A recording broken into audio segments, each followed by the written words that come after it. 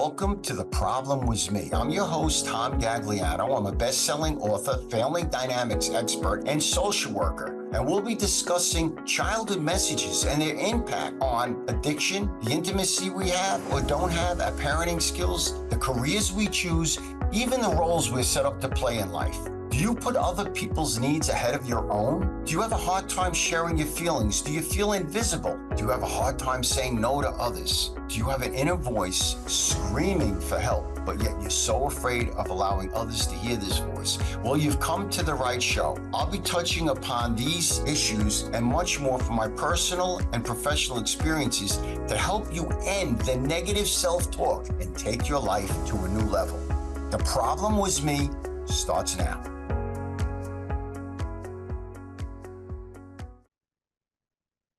Hi, Tom Gagliano here. Welcome to The Problem Was Me. And today we're going to talk about healthy boundaries.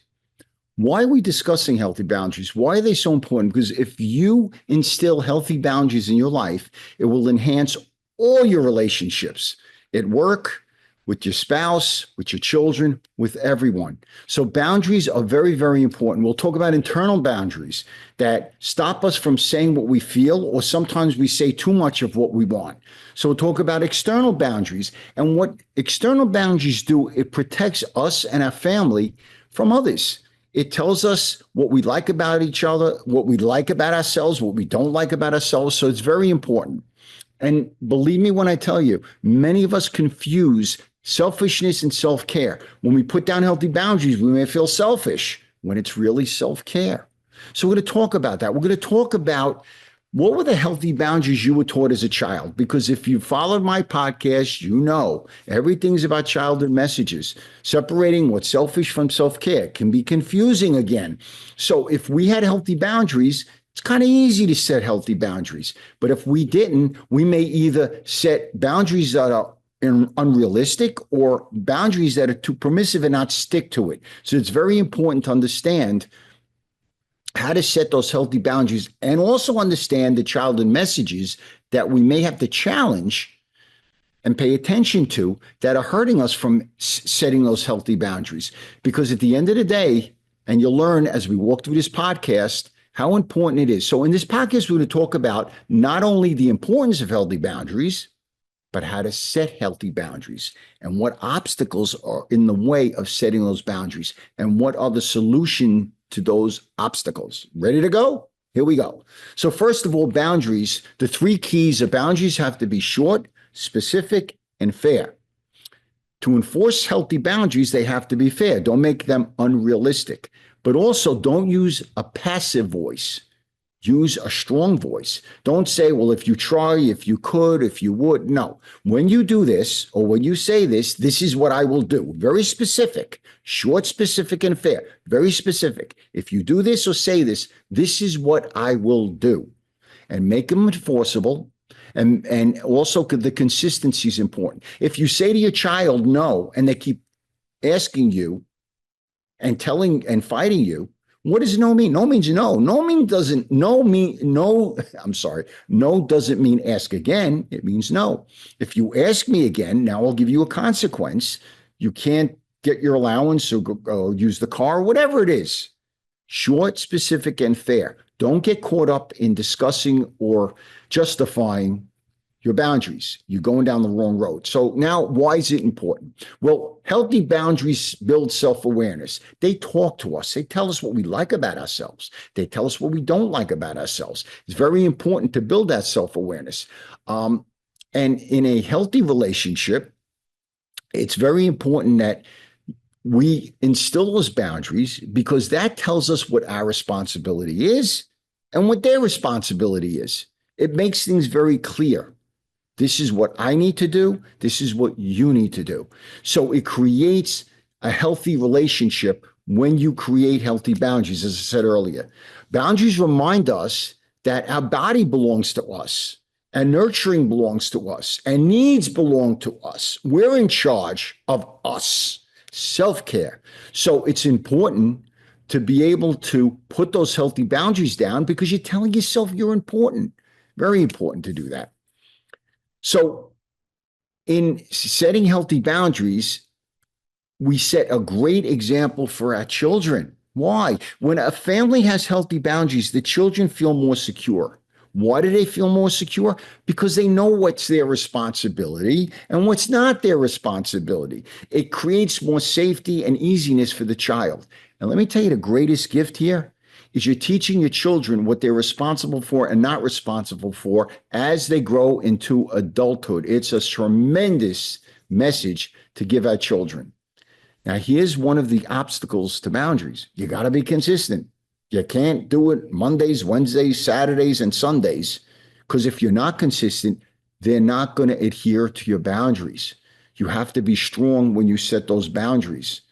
And one of the problems with setting those boundaries is we wilter at times. Sometimes you get weak. In my book, The Problem Was Me, I talk about 3 essentials: awareness, action, and maintenance. When I build enough awareness, I really know what boundaries I should put down.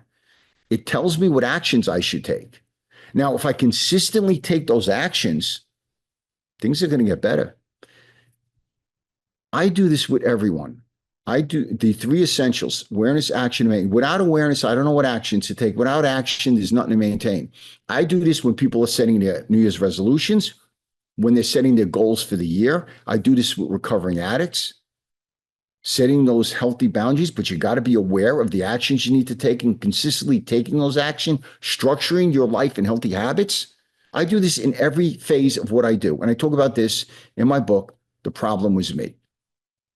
So one of the things that will happen when you set healthy boundaries is people may not like it.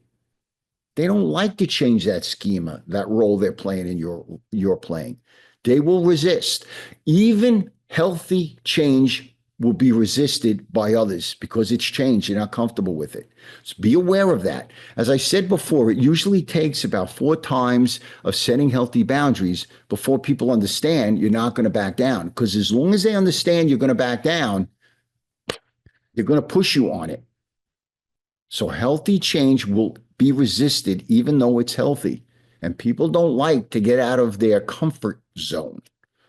You know, I tell couples all the time, those uncomfortable conversations are really the road to emotional intimacy. We may not like it, but if we have it as a healthy adult, not an angry little kid, where we validate their feelings, they validate our feelings, we don't try to change their mind, we share our feelings, that will lead to more emotional intimacy. But you can't choose to be right. You got to choose to be close. And to be close means you have to listen. So with healthy boundaries, it's the same thing. And when you're setting healthy boundaries, you may question yourself. Am I being selfish? Is this fair? If it's not fair? In my book, The Problem Was Me, I believe everything becomes a we process. To consistently talk to those witnesses in your life. Those are the people that know your truth. Those are the people that know the boundaries you want to take. Those are the people that know you wilter at times. Those are the people that they will wilter when they set their boundaries. It's a support group. You help each other. You may text them. I'm wiltering. I'm not feeling strong. I need your support. We can do for each other what we can't do alone. So in my book again, when we get to the second piece, after self-awareness, action and maintenance becomes a we process, not a me process. We solicit the help of other people to help us do what we can't do for ourselves. Because if you're going to do this yourself, you may not be strong enough, especially if you didn't come from healthy boundaries as a child. You need the strength of other people, and they need your strength. Get that support group going. I even tell people to go to Al-Anon, which I call Codependencies Anonymous. It's a support group, so you could stay strong and consistent. Because if you don't waste your time putting boundaries down if you're not going to be consistent, because people are going to push you away. That's what they're going to do. And when you're setting boundaries, be careful. Don't step back and always try to explain yourself, justify your boundary. The longer conversations you go into when you're setting boundaries, the more you're going to get manipulated to either reduce the boundaries you're setting or eliminate them altogether. Don't get into those long conversations. Remember what I said in the beginning? In the beginning, I said to you that boundaries have to be short, consistent, and fair.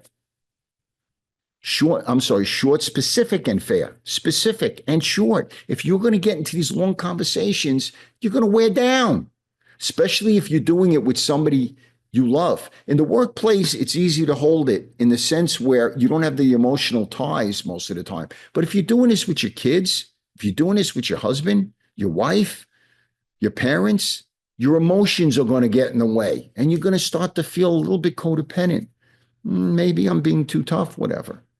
And you can always throw this out to other people. Ask them if they think you're being too tough. Help them with their boundaries. Let them help you with their boundaries. So it's very important, short, specific, and fair, not to get into these long conversations because you're going to start to lose your control, your power. And what's going to happen is, as I said before, you're going to either reduce your boundary or manipulate it entirely. So in the second part of the podcast, we're going to talk more about what makes it hard for some to put those boundaries down. And what's the solution to strengthen yourself to hold on to those boundaries? And I gave you a little hint, what you saw in childhood. All my podcasts are about childhood messages, all of them. Our childhood messages influence every part of our life, to the intimacy we have or don't have, parenting skills, careers we choose, roles we play. They're very powerful. Don't underestimate the power of the childhood messages. Your parents, your caregivers, they showed you how to view the world and how the world views you. That's what they did. And the messages they gave you, verbal and not verbal, have a profound influence on all of these aspects in your life. Profound. Now, you may tell me, oh, I know. No, you don't. No, you don't. You were egocentric as a child, and your parents at one time, or your caregivers at one time, were your gods. They were everything to you, everything to you. So the messages you received early on in childhood have a profound effect on every part of your life. Don't forget that. And if you need more evidence, listen to my other podcast on The Problem Was Me in iTunes and Spotify, or Transformation Talk Radio. I'll convince you. Okay, we're going to take a break. We're going to come back and we're going to get into more of the solution and the obstacles in setting those healthy boundaries. Stay with me.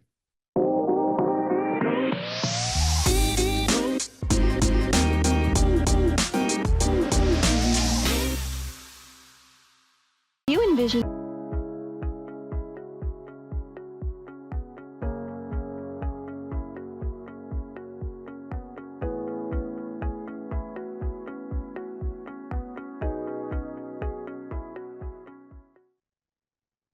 Hi, welcome back. Tom Gagliano. I am the host of The Problem Was Me. And as I said before, you could listen to my podcast anytime you want on iTunes or Spotify. If you put in the search bar, The Problem Was Me, it's my best-selling book, in the search bar in Spotify or iTunes, and enjoy. So now we're coming back to boundaries. Why is it so hard for some? Well, I can tell you again, I go back to childhood messages. If you grew up as a caretaker where your happiness relied on other people, like mine, you're going to have a problem with codependency, putting boundaries down. You're going to feel like you're making the other person upset. If you grew up a people pleaser where you really had a problem saying no in your childhood, pleasing everyone, similar to caretaker, of course you're going to have a problem putting down boundaries because you're going to say what they want to say. So all of these things will get in the way of putting down healthy boundaries, and they will be challenging. So what happens is, I said many times in this podcast, is we confuse selfishness as self-care. We forget about taking care of ourselves. And I've said this many times, the most important relationship you have, everybody listening to this, is a relationship you have with yourself. If you're not taking care of yourself, you're the common denominator in all your relationships. And if you're not taking care of yourself, you're not going to have a happy life, no matter what you do. So these are some of the problems that we have when we're putting down boundaries. We become caretakers from childhood, people pleasers from childhood, and it gets in the way. So many times when we put down boundaries, we have to do what we don't feel like doing. Sometimes our best thinking, I'm a recovering addict, I can tell you now, my best thinking didn't always serve me well. So we have to challenge that best thinking. Sometimes we have to do what we don't feel like doing. Sometimes we have to do what we don't want to do or like to do, but we have to do it anyway. Those are the times, as I said earlier, we make it a we process. I'd like everybody here to start a little support group. Talk to a couple of friends, family, whoever, that you think might also have issues setting boundaries down. Go back, sit down with them, write what I call a fear inventory. What is that? Write down what you're afraid of. What are your fears in setting healthy boundaries? What are they? Are they real? Or are they imagined? False evidence appearing real, FEAR. Which one? Find out. Sometimes when we solicit the help of others, those we trust, they can help us pick out our blind spots, and we can help them pick out our blind spots. Or go to a professional if you can. This is what I do with clients. I pick out their blind spots so they could remove them and understand the actions they have to take. That's the second essential I spoke about. So what are those blind spots? Are my fears real or imagined? Do I feel, we'll go back to childhood. How was saying yes in your childhood affecting you? Did you feel like if you didn't say yes to your caregivers that they wouldn't love you, that they wouldn't respect you? Wow, that's pretty powerful. You were in self-survival mode as a child, not as an adult, but as a child. But you'll time travel back. When you put boundaries down as an adult, you'll time travel back to that little kid that feels, oh, I don't want to make anybody mad. I don't want to hurt anybody. You'll time travel back. I go through this all the time in the groups I facilitate and in the people I see, the time traveling process. Were you able to say no? Were you able to take care of yourself? Or did you always feel, as I did, I came from a terrible childhood, that if I didn't make my mother happy first, I couldn't survive. I couldn't be happy. I'm not saying everybody's like this, but it's a good way to look at your childhood and the inventories I write in my book, The Problem Was Me, to figure out, why is it difficult for me to put down boundaries? Why is it easier for other people? Because all of this stuff in childhood is going to awaken in you when your emotions get triggered, when your fears get triggered, when your anger gets triggered, when your confusion gets triggered. All these childhood emotions are going to come up and awaken in you. I always say to my clients, how would you finish the sentence? The one thing wrong with me is. What do you think's wrong with you? I don't know. What do you think's wrong? You're not good enough. You're selfish. What do you think's wrong with you? Answer the question. That'll lead you to the solution. So again, I go back to always making things a we process. I'm a big believer in Codependencies Anonymous, okay? Because we get confused. We think you can control things or cure things, or we cause things. And all of this confusion affects the happiness we have with ourselves and how we show up in our interpersonal relationships. That's why I like Codependency Anonymous, or go to a therapist who really knows their stuff. I do this all the time with my clients.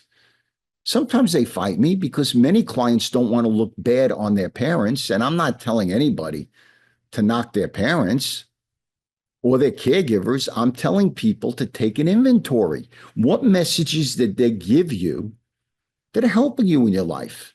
And what messages are they giving you that maybe need a little attention? Because they're going to show up in your interpersonal relationships, especially when your emotions come up, the fears, the angers, whatever. They're going to show right up during those times. And you're going to go back to what you did as a child to survive, or the actions you did as a child to get through your childhood. Same thing's going to happen. What'd you do when you were angry as a child? What'd you do when you thought your parents were angry? Did you try and fix them all the time? Did you think it was your responsibility for fixing them? I always say the same thing. A child that feels like they don't matter to their parents won't stop loving their parents. They'll stop loving themselves. That's what happens in addiction. That child becomes fragmented. They either act in with depression and anxiety or act out with addictions. Exactly what happens. So I hope that in this podcast, you take what you can that you can use. Leave the rest right here. I always say, Life's like a jigsaw puzzle. It's not easy to figure out. It really isn't. It's like when you throw a jigsaw puzzle on the table and you got pieces all over the place, and you're like, how the heck does all this fit? But it does fit. You just don't know how. That's the self-awareness piece that I teach. Figuring out how it fits so you understand the healthier actions you need to take. But you got to maintain them consistently. They're not going to help you recover, grow, heal, feel better about yourself, love yourself, put boundaries down, meet your goals, unless you consistently do this. And sometimes when you need to consistently do this, you may not feel like doing it. You may not want to do it. You may not even trust it'll work. And that's where you need witnesses, those people that know your truth, that can help push you during those times when you're just stuck. We all get stuck. God, I've been stuck a million times in my life, without a doubt. I had bad childhood messages, and those messages were like noise in my head. In my book, The Problem Was Me, I talk about the warden, fictitious characters sat on my shoulders, always telling me what I was doing wrong. Never allowed me to celebrate my victories, never. And if you could relate to that, grab my book, listen to my podcast, and I hope the very best for you. So in our next podcast, in 2 weeks from today, 1 o'clock Pacific, 10 Eastern on Transformation Talk Radio, we're going to talk about gambling. Why am I bringing up gambling now, compulsive gambling? Well, because many of the kids in our society today are so addicted to compulsive gambling, they're losing figures that they'll never be able to replace. It's so easy, this phone, to get on all these links and gamble and gamble and gamble. Now, nothing wrong with gambling, unless you're gambling money you don't have. And then you get into a bad place. You're gambling money that could be paying for your rent, your housing. You could get in trouble stealing money to gamble. And your family it could throw you out. I know my family did because of my gambling. Now, I've been clean for many, many years now, over 30 years now. But way back then, boy, I created a lot of problems. And it's growing and growing as we get closer to the Super Bowl. So we're going to talk about compulsive gambling. We're going to talk about what causes it, what makes one person gamble a few dollars and another person gamble their life away. We'll talk about the solution, not only how to stop it, how to stay stopped. So I hope you joined me in a couple of weeks ago for the Super Bowl. I know a lot of people do that. And, you know, the sad thing about gambling addicts, it's the number one addiction that commits suicide, because they get themselves in such a rut, they feel like they can never get out of it. This is a very important issue in our society today, and I want to cover it in a couple of weeks from now. So I hope you have a good couple of weeks. As I said before, take out what you can in this podcast. You don't have to agree with everything I say. I want you to know that. If you could get little nuggets of wisdom here, grab it. Leave the rest. You don't have to take it out. I hope you got something from this podcast, and you'll join me in a couple of weeks from now. Again, my name is Tom Gagliano. I'm host of The Problem Was Me. It's my best-selling book. Please go on my website, thomasgaglianonj.com, and reply to me. I'm a keynote speaker. I do sessions with clients. And if I can help you, please contact me. Thank you very much. You've been listening to The Problem Was Me with me, the host, Tom Gagliano. Tune in every first and third Tuesday at 10 a.m. Pacific time on the Transformation Talk Radio as I help you break the cycle of negative and addictive thinking, affecting the emotional intimacy you have, your parenting skills, the careers you choose, even the roles you were set up to play. As a high-profile leader in addiction and self-help, I've helped develop unique methods and procedures which have helped numerous institutions and individuals. For more information on how I can assist you creating a healthier life, visit theproblemwasme.com.